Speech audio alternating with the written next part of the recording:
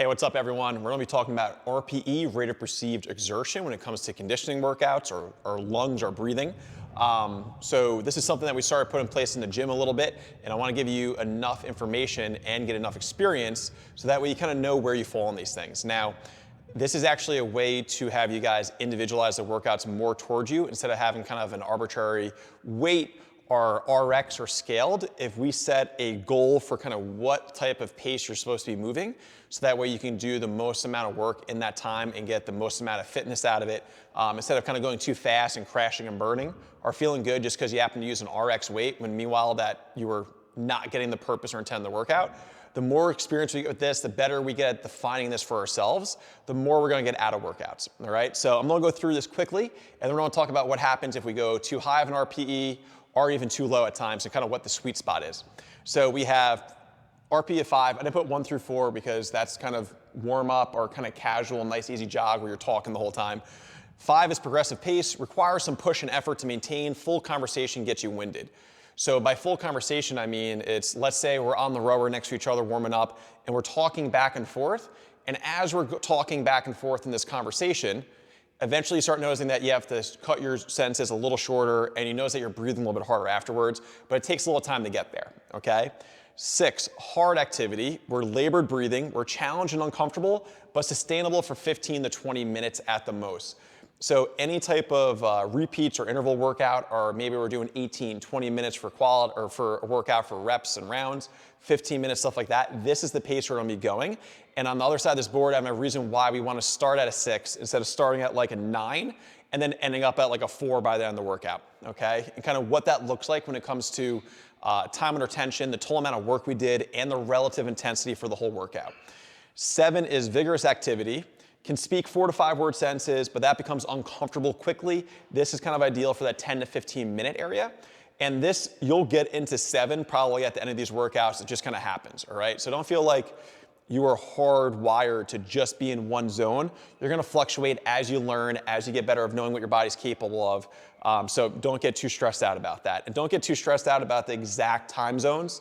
It's gonna be a little different for everyone. Everyone's gonna have an idea, but as we get experience, you'll be able to dial this in for yourself, and that's the goal. The goal is not to have some weight that I picked based on a workout that I picked for one person to do that workout the way I want, and then try and scale everyone. And then everyone has this idea that that one weight is the goal of the workout instead of how you're moving being the goal, and what type of respiratory rate and your perceived exertion being the goal, all right? So a lot of workouts kind of fall in the 6, 7 range for what we do. And then we have hard intensity at 8, hard to say more than 2 to 3 words at a time, 5 to 10 minutes. Now, 4 to 5 words might seem like a lot of words, but if you're in class and you're like, hey Dave, can you get me a different weight? That's 10 words. So that sentence is 10 words. We're talking about being able to speak half of that, all right? For 8, it's 2 to 3 words at a time, good for 5 to 10 minute stuff. Again, imagine like if we were doing 200-meter runs into dumbbell power snatches alternating for like 5 to 6 rounds, something like that, where the gas pedal's down a little bit more because the time is a little bit shorter and the movements are short enough in duration each that you're able to keep that gas pedal down a little bit more. 9, very hard intensity. It's very hard to speak, breathing very labored, good for like 1 to 3 minutes. So we're talking here, maybe you're doing like a 400-meter almost all out, or we're doing repeats where it's 2 minutes on and you get a bunch of rest afterwards, so you can repeat that same amount of work at the RPE of 9. But the higher the RPE, if we're doing repeats of that effort, we need more and more rest, all right? Then we have 10 all out, maximum effort, can't speak, good for 30 seconds or less. An example of this is where we did the bike sprints, 10 seconds on, every 240 off, right? There's a ton of rest, so that way we can hit this 10. Now, you're not at a 10 if once you hop off, you're talking to me about how hard it was. And that's why I think a lot of people don't go here. A lot of people really don't go here, and it's not that physically they might not be able to, but it's also mentally, and it's your nervous system. If you've never gone there before, it is a skill to go there. And that's why I say a lot of people don't go to these places. So if you're new to doing workouts like this, but you've done conditioning workouts that are, you know, like AMRAPs and stuff like that, most of the time you have been in a 6 or 7, occasionally an 8. So when you think of 6 out of 10, just remember the hardest effort that you probably put in was probably somewhere around an 8 because you're not doing too many things in this area. And we're also not too good at those areas, right? You'll notice that when we do it in class, this is kind of a hard place to get and to maintain and to do repeats with. If you've never gone there before, our own mind kind of stops us, all right? So this is kind of a general example of RPE and how we're gonna apply it to the breathing sections.